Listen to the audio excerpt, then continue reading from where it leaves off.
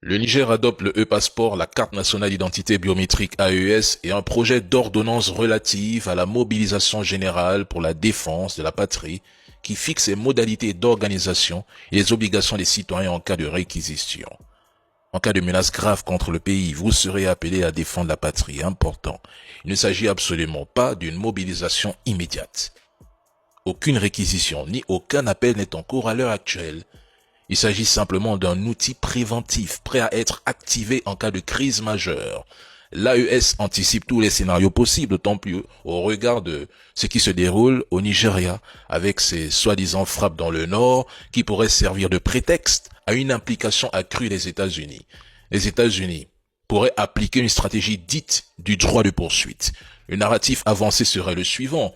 Nous frappons les terreaux au Nigeria, puis nous les poursuivons au Niger, car selon eux, le groupe Lakurawa, affilié à l'EI dans le Sahel, proviendrait en grande partie du Niger, du Mali et plus largement du Sahel. Autrement dit, il s'agirait de créer une situation sécuritaire justifiant une extension des opérations américaines vers le territoire du Niger dans le but de mettre la pression au Niger sur les ressources. Donc tout est possible.